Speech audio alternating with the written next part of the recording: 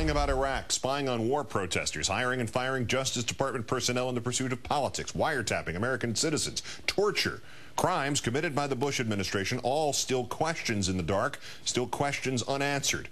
Our fourth story tonight, the chairman of the Senate Judiciary Committee suggesting a bipartisan panel to ferret out the truth on these matters and more, empowered to grant immunity to serve subpoenas. Senator Pat Leahy saying he wants to gauge support for the idea, which he first discussed in a speech yesterday, now already talking about it with the White House, the Obama White House. Last night, the president declined to weigh in on the plan, but said he wants to leave no doubt that the U.S. now obeys the law. My view is also that nobody is above the law, and if there are clear instances of wrongdoing, that people should be prosecuted just like any ordinary citizen. So I will take a look at Senator Leahy's proposal, but my general orientation is to say let's get it right moving forward.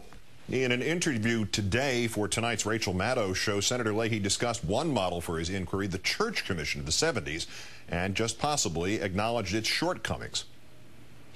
When I first came to the Senate, Frank Church had just had a commission like that, looked into the spying on anti-war protesters, some of the abuses of both the FBI and the CIA, and just bringing the matters to light.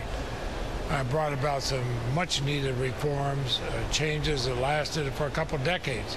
I think we have to do the same thing here.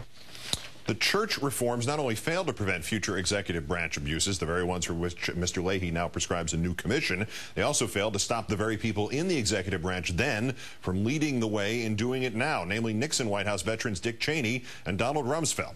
Mr. Leahy's other model for his commission, South Africa's Truth and Reconciliation Commission, from which 7,112 people sought amnesty for their crimes. 5,392 were denied amnesty, and yes, the nation's former president, P.W. Botha, was found by the commission to be accountable for gross violations of human rights. But he was only convicted of refusing to cooperate with the commission, and that conviction was overturned by a white court.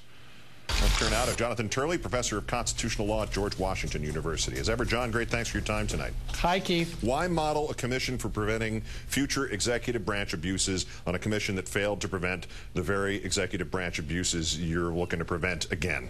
Well, you know, it's incredible because truth commissions are generally have been used by emerging democracies, often third world countries, countries that have nascent legal systems, countries that are trying to create new governments.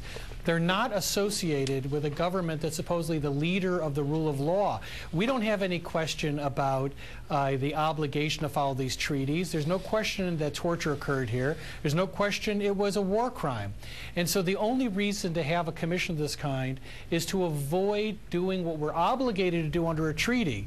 And the fact is that these members of Congress view this as a very inconvenient time to fight on principle. But they would do us all a favor if they just saved the money on another useless commission.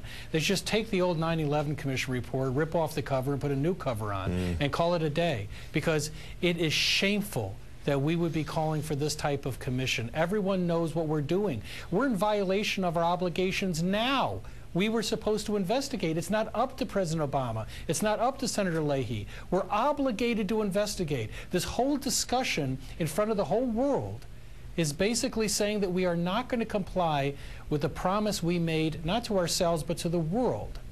Also, whether you're basing it on the church model or the South African model, they elevated these crimes that they are selected to address above regular law and order, or certainly distinguished them from regular law and order. Regardless of what they might find and however valuable that might be for a historical record, does not using a special forum inherently validate the Bush claim that the regular rules did not apply to his presidency because of the exigent circumstances? It absolutely does. I mean, we need to be honest. There is great love for President Obama, and I have great respect for him. But you cannot say that you believe that no one is above the law and block the investigation of the war crimes by your predecessor. It is a position without principle. It is because you believe it's politically inconvenient. And by simply saying that you will do a special commission is like saying you have special justice. But at the end of the day, no one believes that people will be prosecuted for a known war crime. And when we do that, when we do that, then we will become accessories. Those crimes from President Bush will become our crimes. His shame will become our collective shame. That's what happens when you protect someone accused of war crimes from even an investigation. Is fear of Republican blowback in the future a valid reason to refrain from prosecuting, or do Democrats, to some degree, risk incentivizing Republicans to threaten that blowback or other kinds of it even more and more? Well, the Democrats are going to have to decide whether they want to detach themselves from principles, start their control of this government with an act of the most unprincipled sort. One of the treaties that we signed and helped write says there are no excuses and no defenses for ordering torture. We helped write those rules, and we are about to break them. So yes, there might be a backlash. The Republican Party may want to be the party that embraces torture and fights from being held accountable under treaties that we signed and promised the world.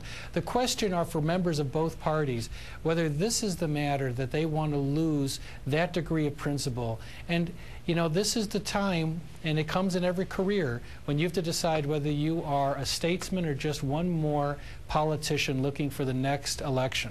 Jonathan Turley of George Washington University, and speaking, I think, from the pages of our history books. Thank you, John.